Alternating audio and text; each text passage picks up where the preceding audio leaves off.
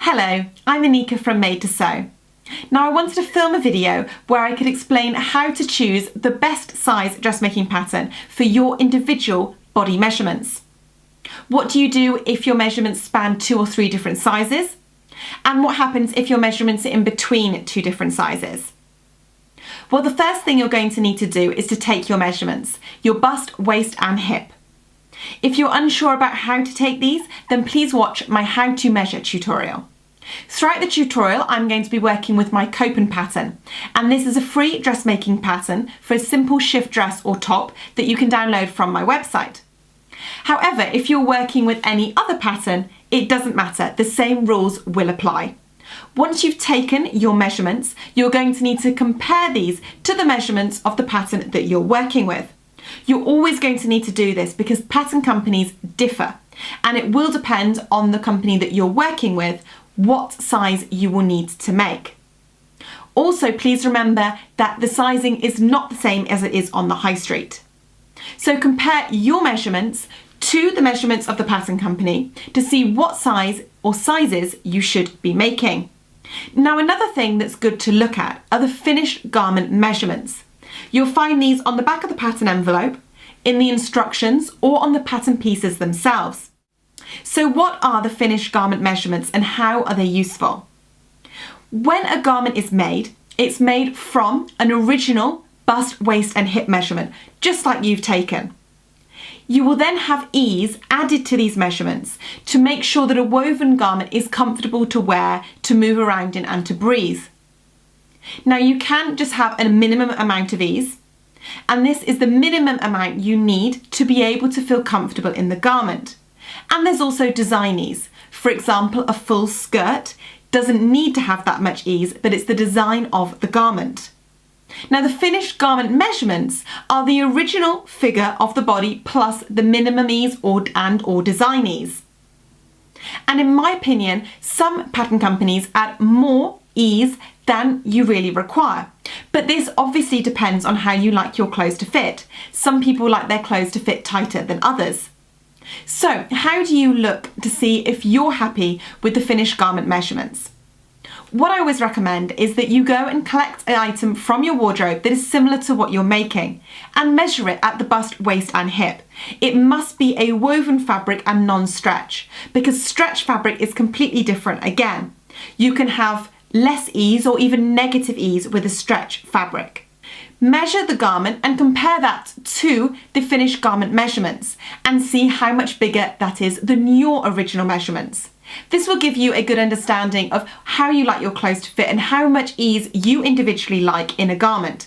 It may mean that you can move up or down in terms of sizes. Once you've taken a look at the finished garment measurements and the sizes that the pattern suggests, you'll have a rough idea of what size to make.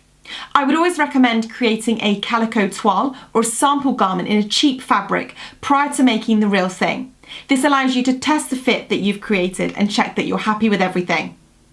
Although this might seem like a lot of work to start with, I promise that it will get easier and you will find common sizes or adjustments that you make to patterns. Now, I've decided I'm going to be working with a bust of a size 4, a waist of a size 5 and a hip of a size 6, and I'm going to be showing you how to blend through the 3 different sizes on my pattern. We're going to start by working with a size 4 at the bust, and you should find the bust markings on your pattern.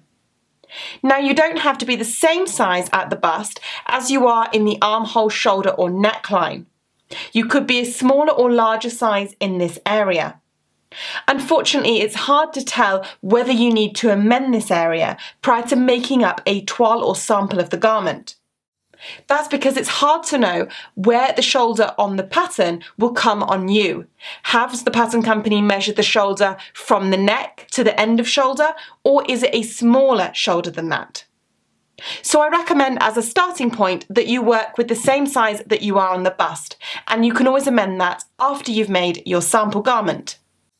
There is also something that's called a full or small bust adjustment, which is another amendment you can make to the bust area. I'm going to speak about that in a future tutorial. For now, we're working with a size 4 at the bust, and we're going to be blending out to a size 5 at the waist. Roughly cut out your pattern piece, leaving a little bit of space of paper around the edge if you can, otherwise you may find that you need to stick on some scraps. I'm going to be working with a black Sharpie so that you can clearly see the amendments that I'm making, but I'd recommend you do this with a nice sharp pencil. So to start with, you can colour in the size 4, and that's or whatever size you're making in that area. Now we want to be a size 4 at the bust marking, but at the waist marking here we want to be a size 5. So how do we blend between the two? So we're going from the two different lines, and we've also got to go past a dart. Now what I recommend you do here is to fold the dart closed.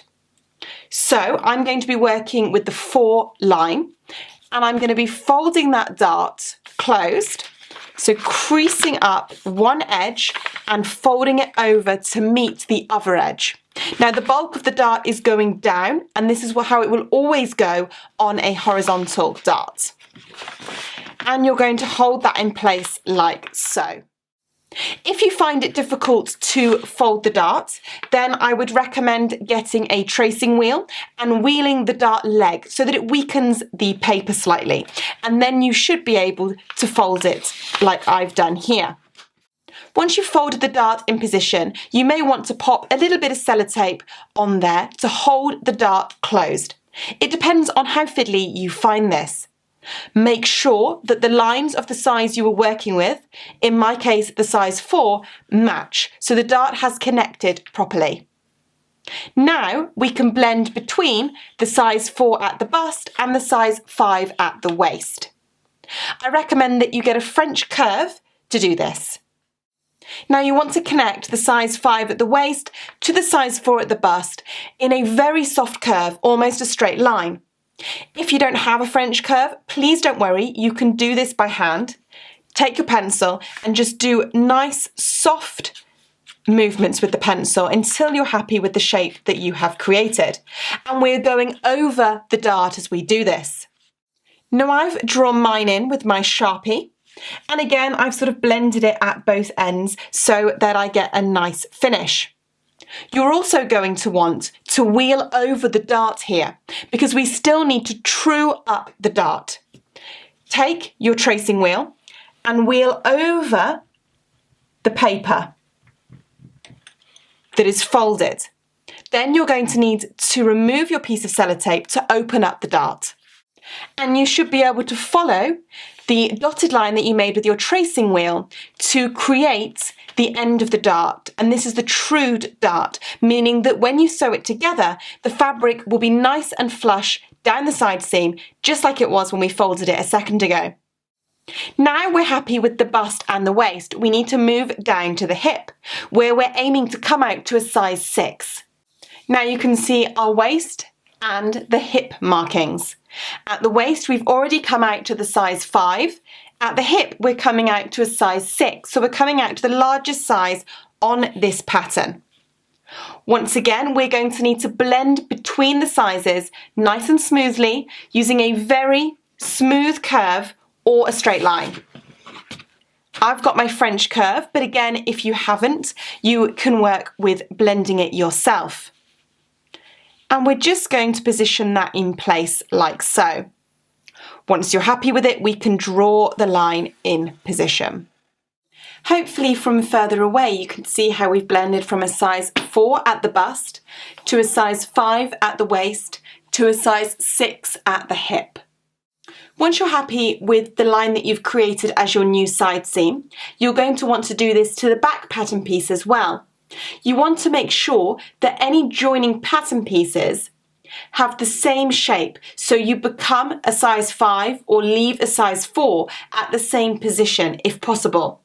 I would recommend that you fold up the dart again so that you can try and get the same curve that you used on the front. You're also going to want to make sure that you cut out the right size in any of the connecting pieces, for example the sleeve or the facings. Now the sleeve is always going to need to be the same size as the armhole and the facing the same size as the neck and shoulder. If you make amendments to these areas, you're also going to need to make amendments to the sleeves and facings and any other parts of your pattern. It's simply a case of making sure that the pieces that are supposed to join together will do so once you've made the changes. It can be a good idea to true or walk the seams together to make sure that that is the case.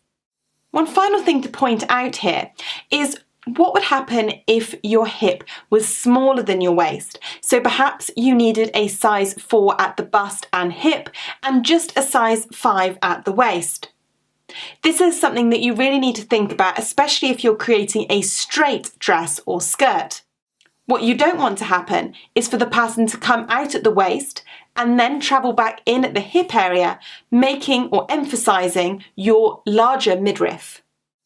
Take your French curve or ruler and see if you were to travel from the size 5 at the waist and back in for a size 4, whether it would create a straight line or whether it would create a line that dips in at the hip and therefore might emphasise your waist. If that was the case, I would recommend choosing a size 5 at the waist and hip so that the dress or skirt travels down nicely and skims your hip rather than emphasising your waist. Another question I've had is what would happen if your hip area was also a size 4? So your hip and bust were a size 4 and your waist was a size 5. What you need to think about, and this is really when it comes to straight skirts and dresses, is that you don't want to emphasise your larger waist area. So you need to be careful if you wanted to blend from a size 5 at the waist back into a size 4 at the hip. You would need to take your French curve and a ruler and see if you could get a straight line between the waist size 5 and the hip size 4. If it looked as if it was going to be coming in dramatically, you may find when you create the dress that it emphasises your waist. So in those circumstances, I would recommend that you choose a size 5 from the waist down through the hip as well. Now, the other question that I wanted to answer was what if you are between two different sizes? Perhaps your measurements are right in the middle of two sizes, say a size 4 and a size 3. In this case, you would be a size 3.5 and you would work your way cutting down the centre of the size 3 and the size 4 all the way around the pattern. Obviously, if you needed to blend to different sizes at different points, then you can do that as well. As long as you're consistent and make sure that where you're a 3.5, the pattern piece that's joining this will also be a 3.5. Everything should connect together as normal. Now, I really hope you enjoyed the tutorial. Thanks for watching and good luck with your sewing.